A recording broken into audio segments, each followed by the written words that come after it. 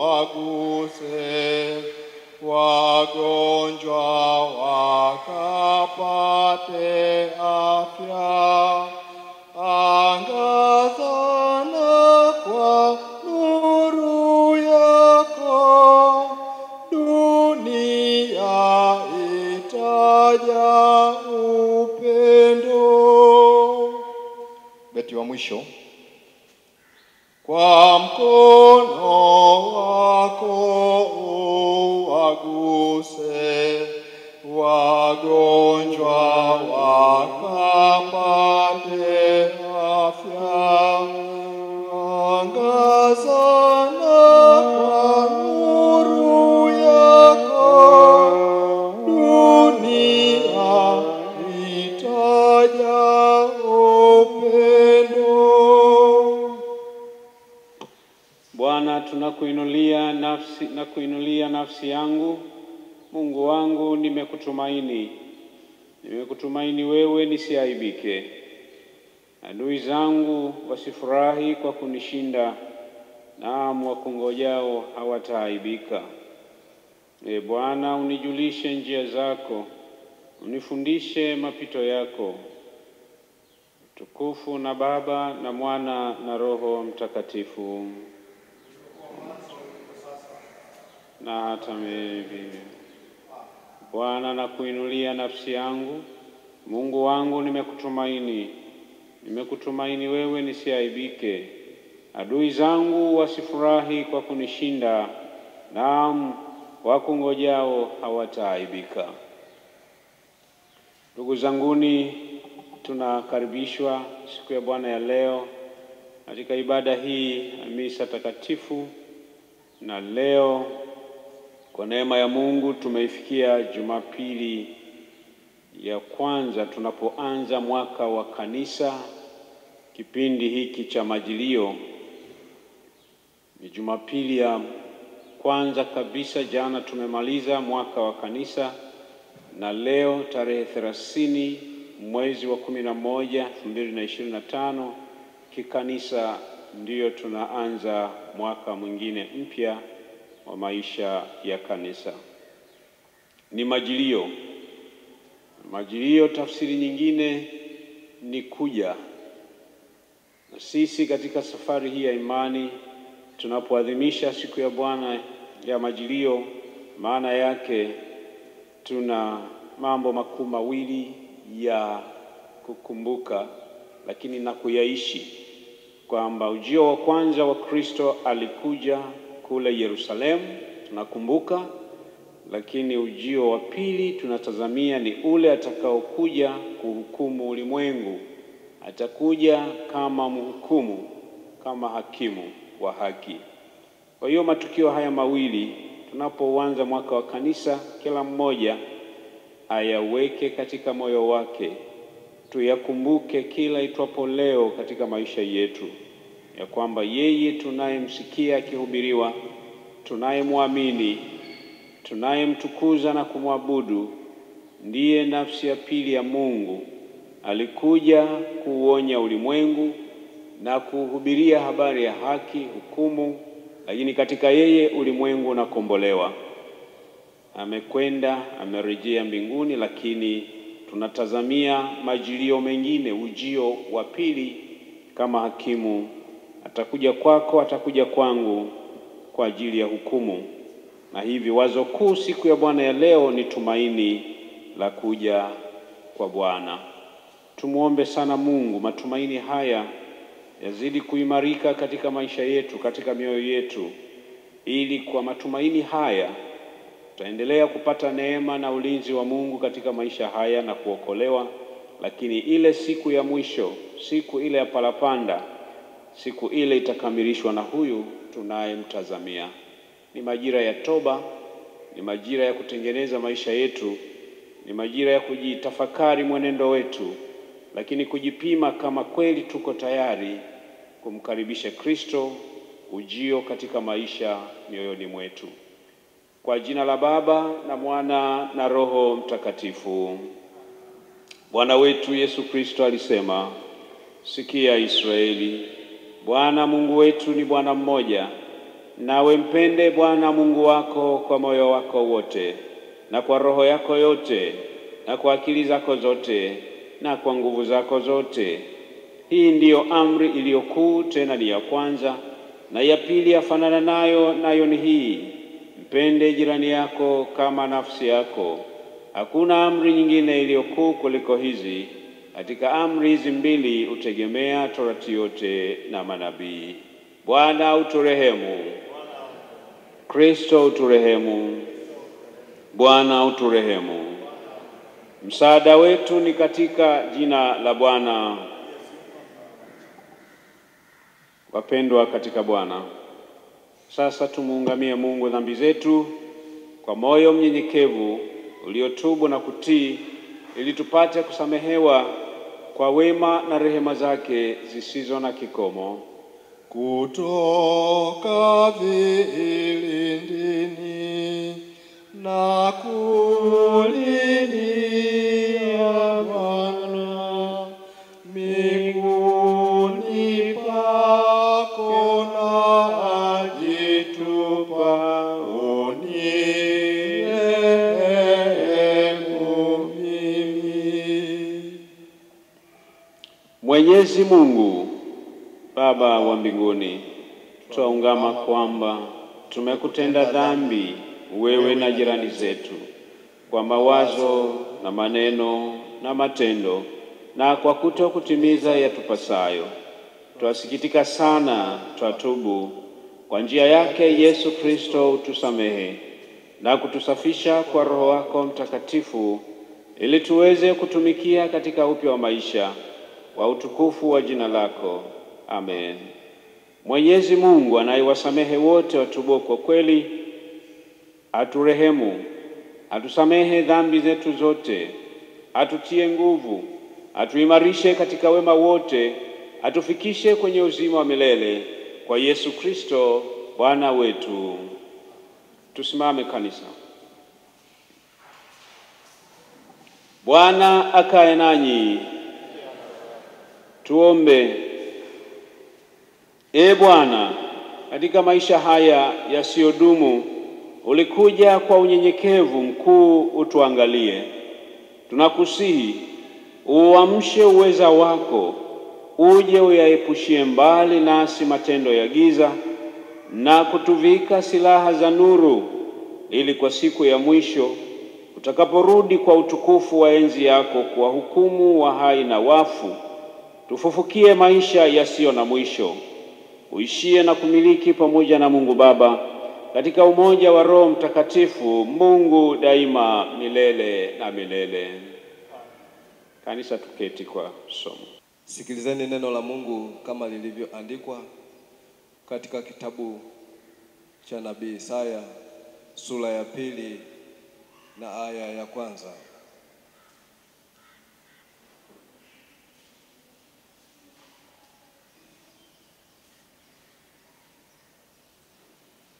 Hili ni neno aliloliona Isaya mwana wa Amozi katika habari za Yuda na Yerusalemu.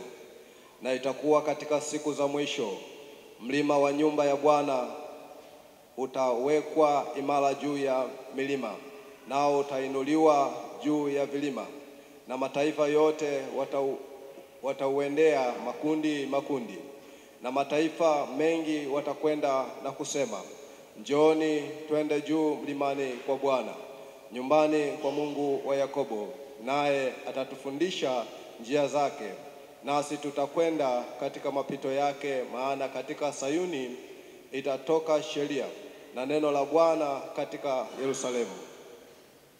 Naye atafanya hukumu katika mataifa mengi, atawakemea watu wa kabila nyingi, nao watafua panga zao ziwe majembe na mikuki yao iwe miundu.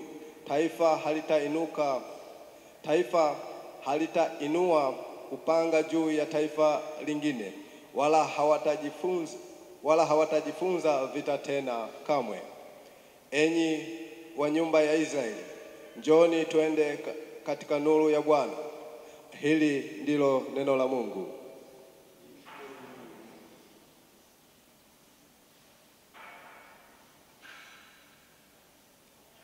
Sikilizeni neno la Mungu kama lilivyoandikwa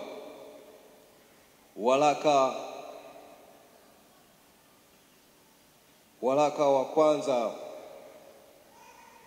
wa Paulo mtume kwa Wathesalonike sura ya 5 na aya ya 1.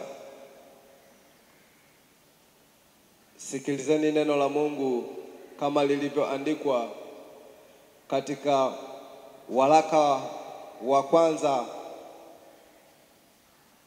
wa Paulo mtume kwa Wathesalonike sura ya 5 na aya ya 1.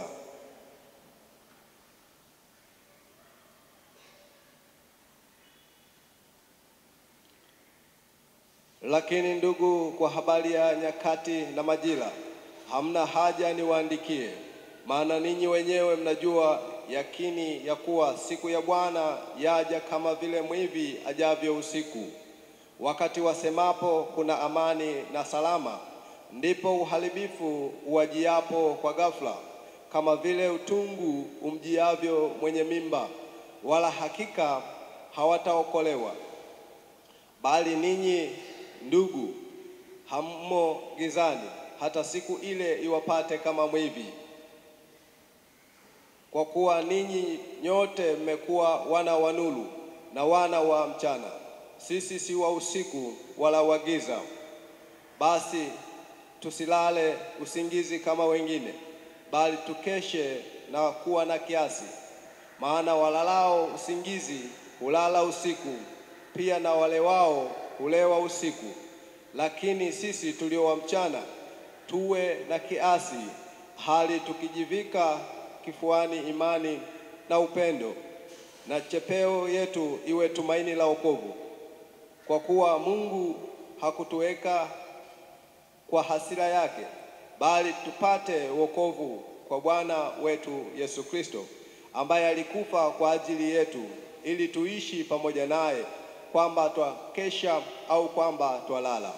Basi farijianeni na kujengana kila mtu na mwenzake, vile vile kama mnavyofanya. Hili ndilo neno la Mungu. Basi vyote vyatoweka, analo kimbilio gani mtenda dhambi siku ile?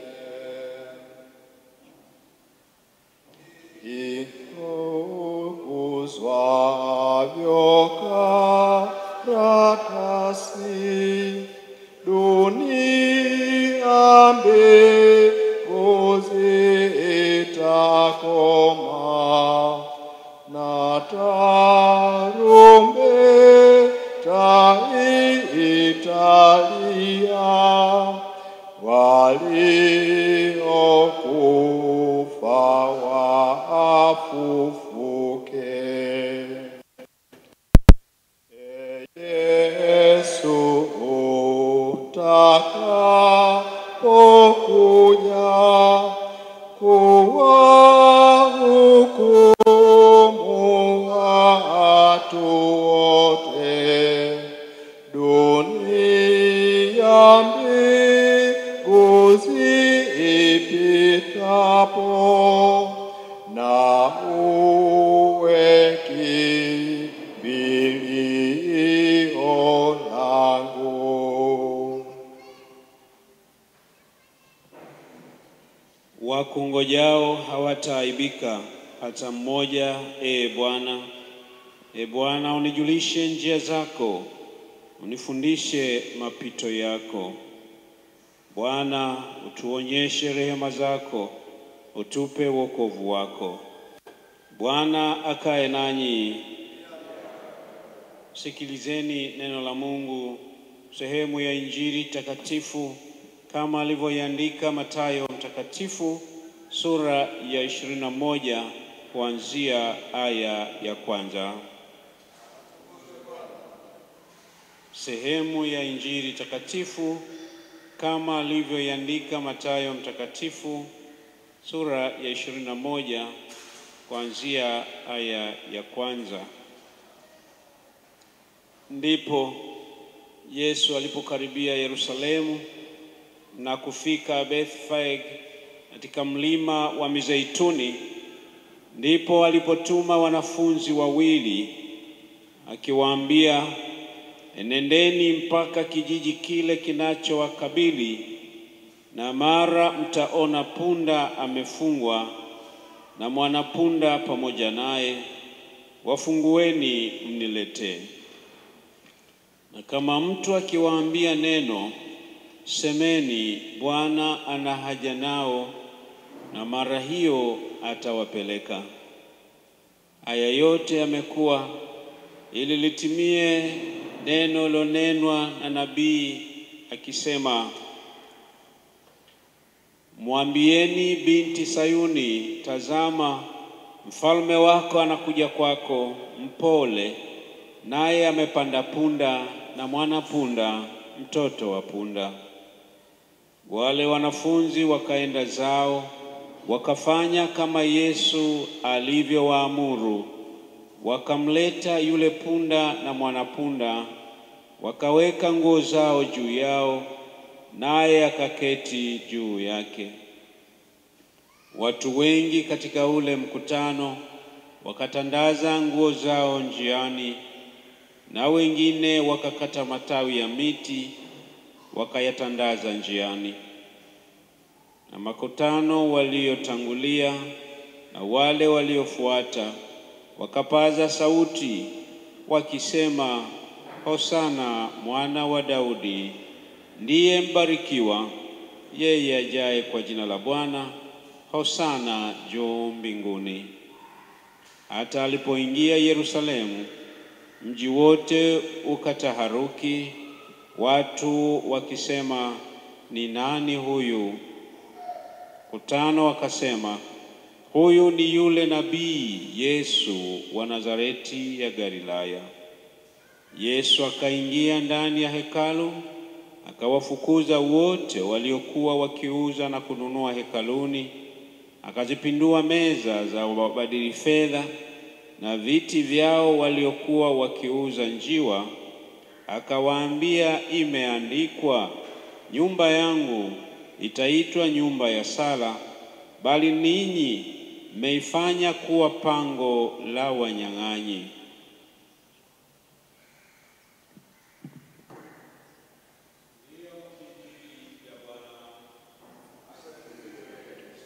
Bwana, neno lako ni rubani yetu, alikubalie. Amen.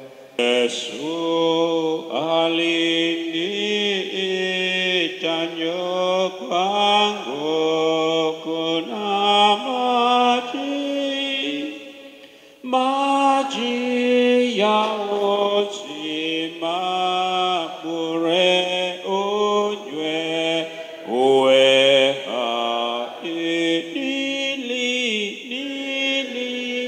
kwenda kwake mara, na maji nikanywa, naishi kwake na kiu kamwe sina tena. Yesu aliniita, njooni anigiza,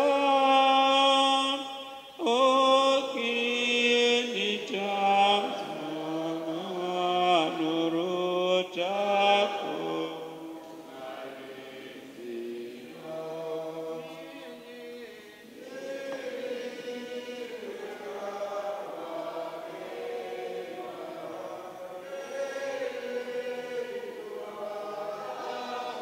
Mungu, tunakushukuru kwa sababu wewe umekuwa mwema katika maisha yetu. Asante, sifa na utukufu tukikurudishia wewe, tukitambua ukuu wako katika maisha yetu. Endelea kuachilia baraka na neema katikati ya maisha yetu, ili nasi tuendelee kuishi tukiuona utukufu wako, kwa kustahili kwako Kristo Bwana wetu. Amen. Amen. Na tuketi.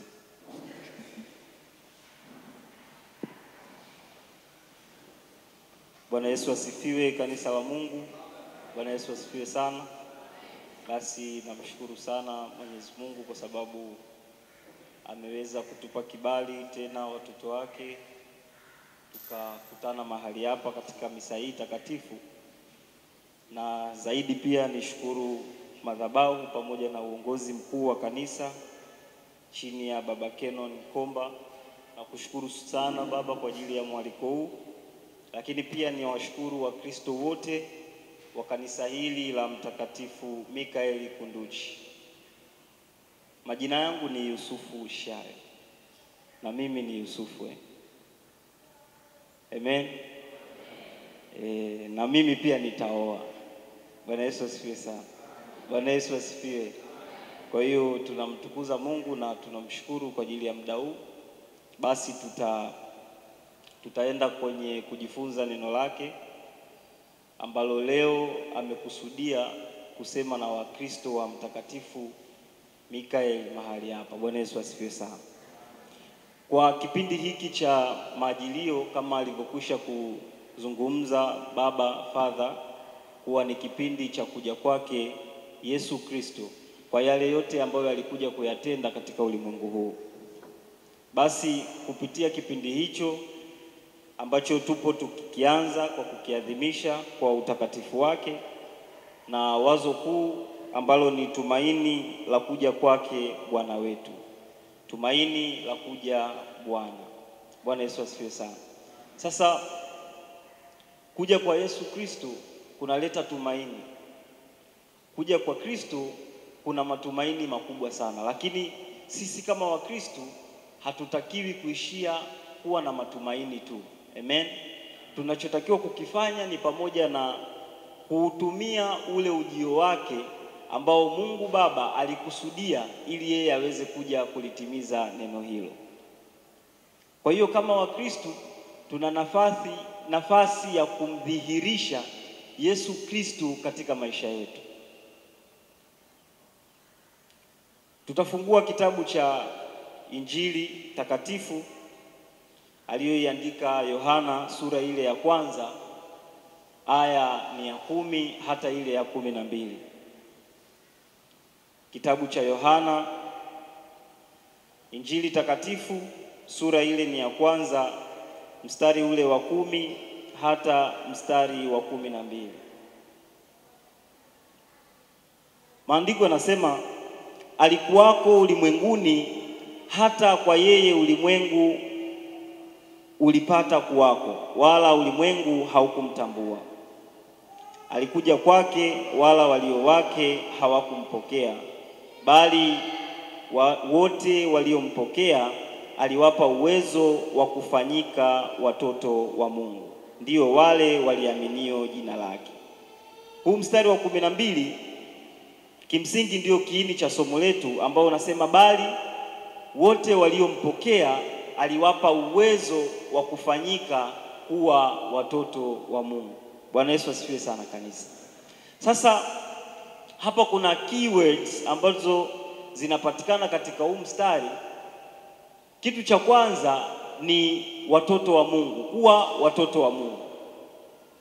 Hii ndio end product ya kumpokea Kristo, kwa sababu maandiko yanasema wala walio wake hawakumpokea. Lakini hakuishia hapo, anaendelea anasema bali waliompokea. Ina maana kuwa mtoto wa Mungu kuna sheria moja ya kufanyaje? Ya kumpokea. Bwana Yesu asifiwe sana. Ili ufanyike kuwa mtoto wa Mungu ni lazima ukubali kufanyaje? Kumpokea, kwa sababu anasema bali wote waliompokea aliwapa uwezo wa kufanyika kuwa watoto wa Mungu. Sasa watoto wa Mungu katika maandiko, katika neno la Mungu haimaanishi biologically, yani ambao amewazaa. Hapana, bali kuwa mtoto wa Mungu maana yake ni kutembea ushirika mmoja na Mungu Baba. Bwana Yesu asifiwe sana. Kuwa na ushirika naye ndiyo kuna kufanya wewe unakuwa mtoto wa Mungu. Sasa hauwezi kuwa mtoto wa Mungu hivi hivi, ni lazima ufanyike. Kutoka katika maandiko yanasema aliwapa uwezo wa kufanyika. Ina maana kuwa mtoto wa Mungu si kitu ambacho kinatokea kwa bahati, wapendwa. Ni kitu ambacho kinahitaji kutengenezwa, ni kitu ambacho kinahitaji kufanyika. Sasa itakuwaje wewe uweze kufanyika ili uwe mtoto wa Mungu? Ni lazima uwe na uwezo. Maandiko yanasema aliwapa uwezo wa kufanyika. Ina maana huyu aliyekuwa mtoto wa Mungu alifanyika, na alifanyika kwa sababu alipokea uwezo. Bwana Yesu asifiwe sana. Lakini ili andiko utamu wake haijaishia hapo, ni kwamba anasema huo uwezo ambao Mungu amewapa ni umepatikana baada ya kumpokea Kristo. Kwa hiyo equation inakuwa ni kwamba unampokea Kristo, unapokea uwezo, halafu huo uwezo unakufanya unaweza kuwa mtoto wa Mungu. Bwana Yesu asifiwe sana. Sasa yoyote ambaye anatembea katika ushirika mmoja na Mungu, huyo ni mtu anayeishi katika neema yake ambayo ni neema ya kiungu. Bwana Yesu asifiwe sana. Unapoona mtu ameinuliwa, amepata kibali mahala fulani, unatakiwa ujue kwamba huyo mtu hakuwa hapo kwa bahati mbaya, wapendwa. Ni kuna mchakato ambao ameupitia. Alifanyika kwa sababu alipewa uwezo, na alipewa uwezo kwa sababu alikubali kumpokea. Amen. Kwa hiyo ni lazima ujue kabisa, yoyote anayeishi katika neema ya kimungu, neema ya kiungu, huyo mtu hajaipata hiyo kwa bahati. Na kimsingi mimi ninavyofahamu, sijui Wakristo wenzangu mnafahamuje, hakuna bahati nzuri wala bahati mbaya. Yaani hivyo vitu viwili havipogo. Bahati ni hii, bahati ni moja tu. Hakuna bahati nzuri wala bahati mbaya. Yaani kwamba ukikosa kitu kwako kinakuwa ni bahati mbaya, ukipata kitu kinakuwa ni bahati nzuri. Haikuwa bahati yake bwana. Hakuna kitu kama hicho. Bahati ni moja, ila bahati inaleta matokeo chanya baada ya kukutana na maandalizi. Yaani ile ambayo watu wanaita ni bahati nzuri, ujue ni bahati ambayo ilifika kwa mtu, lakini ilipofika ilikutana na yule mtu alijiandaa kwa ajili ya kuipokea. Ina maana bahati jumlisha na maandalizi, ndio hiko kitu tunakiita bahati nzuri. Lakini ukiona mtu kwake anaita ni nuksi au ni bahati mbaya, ujue bahati ilimfikia kama ilivyomfikia yule mtu A, lakini hakuwa amejiandaa. Bwana Yesu asifiwe sana. Sisi kama Wakristo wa Mtakatifu Mikael Kunduchi tuna nafasi ya kujiandaa ili katika kumpokea Kristo kusiwe kukaja kwa bahati mbaya, kwa sababu alikuja kwa wote. Bwana Yesu asifiwe sana. Alikuja kwa wote. Bahati na nyakati, mhubiri anaandika, ziliwapata watu wote. Kwa hiyo sisi kama Wakristo tunatakiwa tutambue hiko kitu, kuishi katika neema ya kiungu. Lakini hauwezi ukaishi katika neema hiyo kama haujakubali kumpokea. Unajua kuna vitu ambavyo tunavipitia katika maisha yetu sisi kama waamini wa Kikristo, kimsingi havitakiwi kuendelea kwenye maisha yetu, havitakiwi kuishi katika maisha yetu. Vitu vyote ambavyo tunahisi labda vinaweza vikawa ni matatizo, kuna wakati ni sisi ndio tunakubali kuendelea kuvishikilia, lakini hatua ya kuviondoa inaanzia kwetu sisi. Bwana Yesu asifiwe sana. Kuna andiko linasema katika kitabu cha Mithali sura ile ya 3 mstari wa 5, inasema mtumaini Bwana kwa moyo wako wote, wala usizitegemee akili zako mwenyewe. Katika mapito yako yote mkiri yeye, naye atayanyosha mapito yako. Fanye Mungu awe sehemu ya maisha yako. Amen. Bwana u sehemu yangu, rafiki yangu wewe, kati yangu natembea na wewe pamoja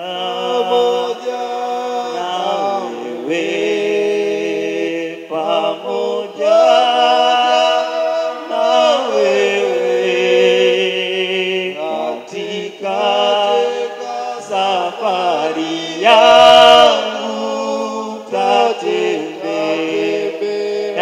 na wewe mahali hapa sikutaka ili heshimiwe na yani kutema shaka sawa sawa na wewe pamoja na wewe pamoja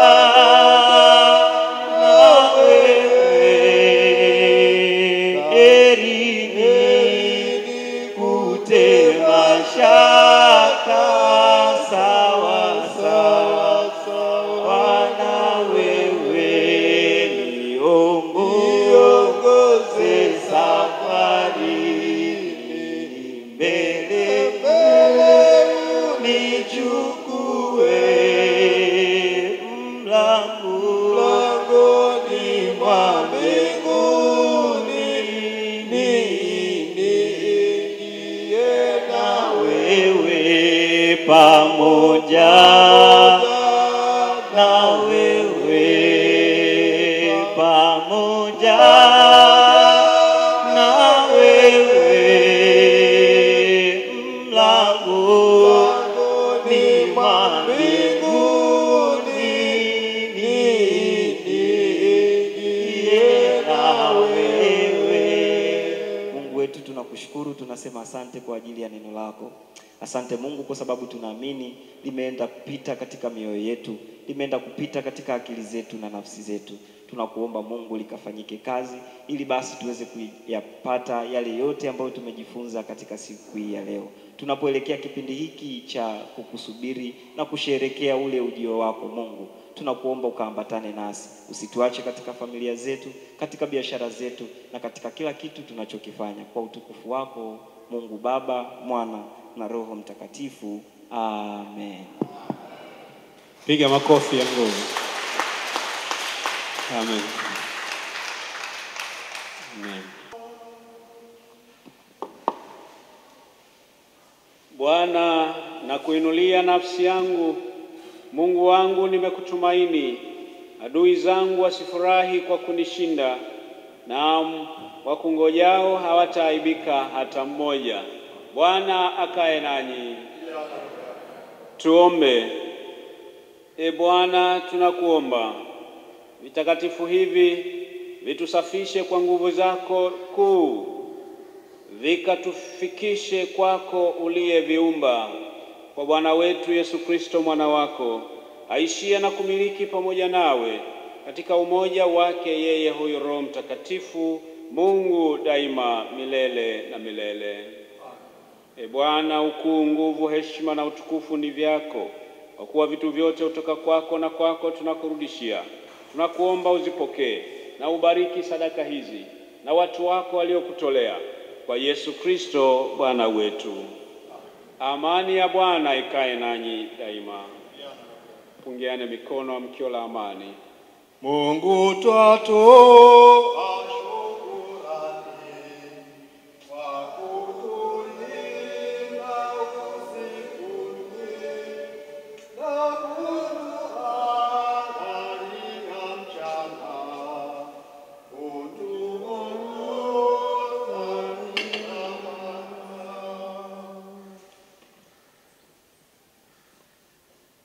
Bwana akae nanyi.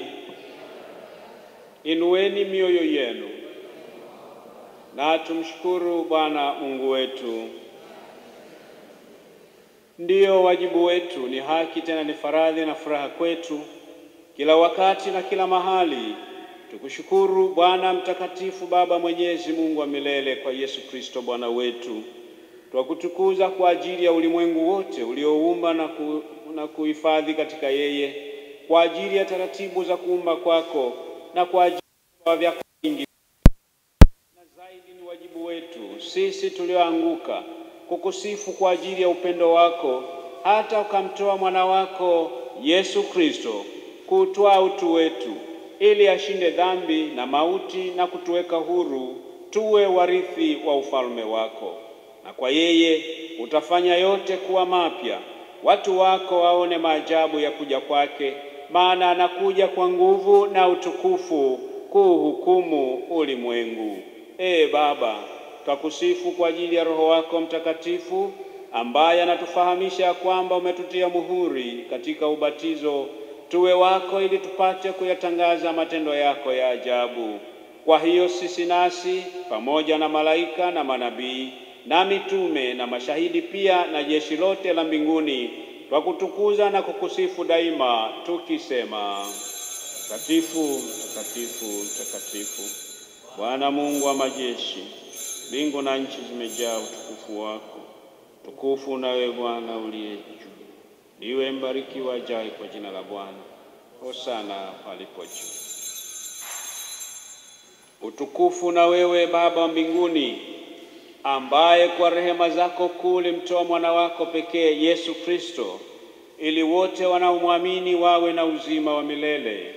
Utusikie Baba wa rehema, tunakusihi, ili sisi tukiupokea mkate huu na kikombe hiki kama mwana wako alivyotuagiza, tuwe washiriki wa mwili na damu yake.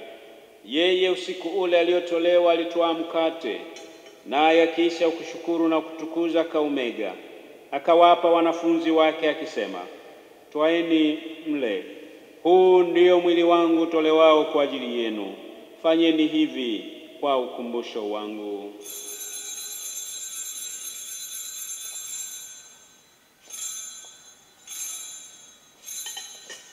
Na vivi hivi baada ya kula akakitwaa kikombe, akashukuru, akawapa wanafunzi wake akisema: Nyweni nyote katika hiki, kwa maana hii ndiyo damu yangu ya agano jipya, imwagikayo kwa ajili yenu na kwa ajili ya wengi kwa ondoleo la dhambi.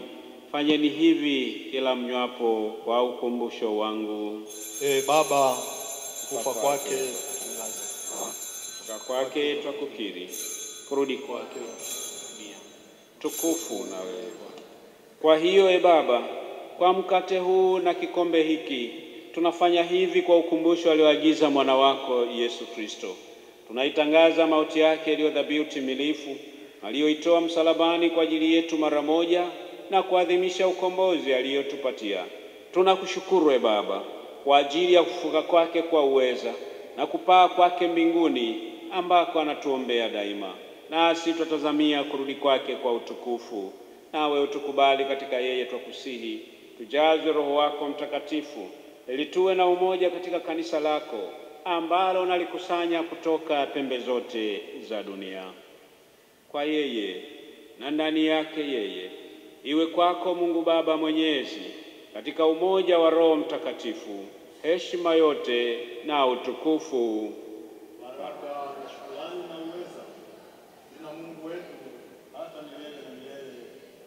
Tuombe.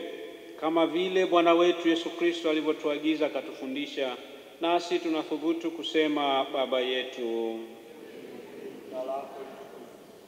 ufalme wako uje, mapenzi yako hapa duniani kama huko mbinguni. Tupe leo riziki yetu, kama sisi tunavyowasamehe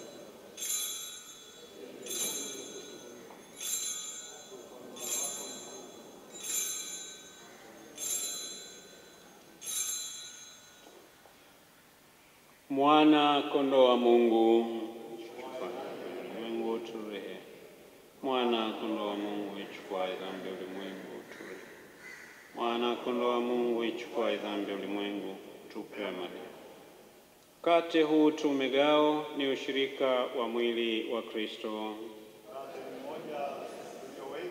Mwili mmoja, kwa maana sisi sote kiasi. Bwana mwenye rehema, tustahili kuikaribia meza na kuitegemea haki yetu wenyewe, ila kwa rehema zako kuu na za ajabu Hatustahili sisi wote makombo chini ya meza yako, bali wewe ni Bwana yule usiyebadilika. Sifa yako ni kwa na rehema.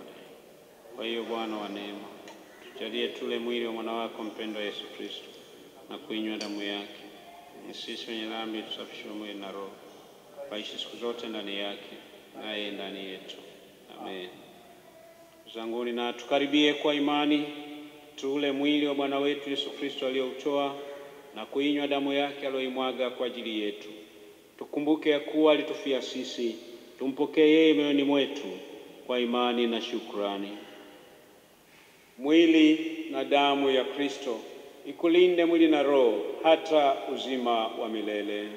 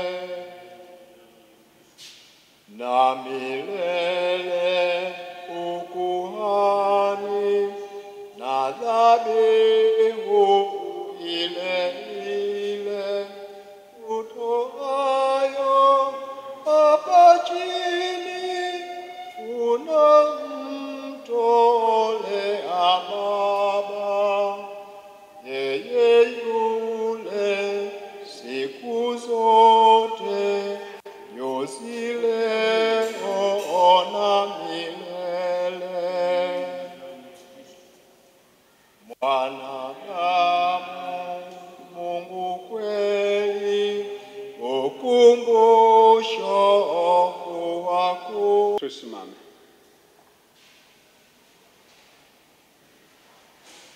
Bwana atatoa kilicho chema na nchi yetu itatoa mazao yake.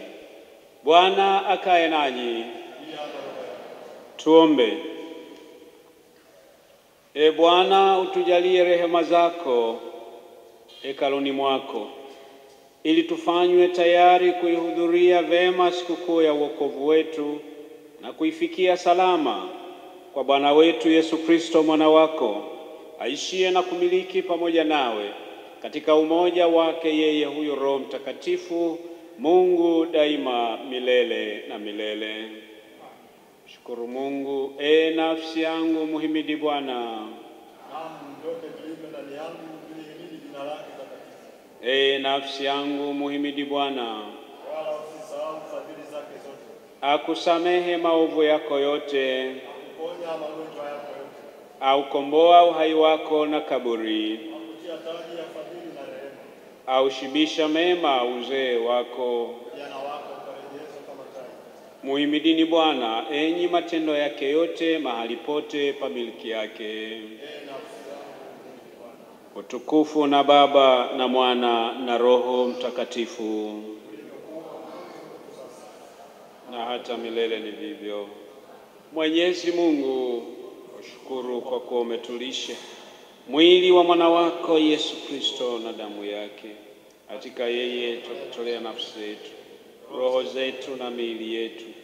Ututume kwa nguvu za Roho Mtakatifu tuishi na kufanya kazi kwa sifa na utukufu wako, Amen.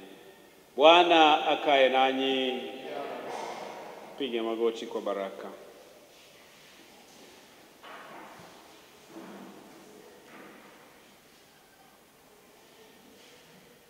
Bwana awabariki na kuwalinda.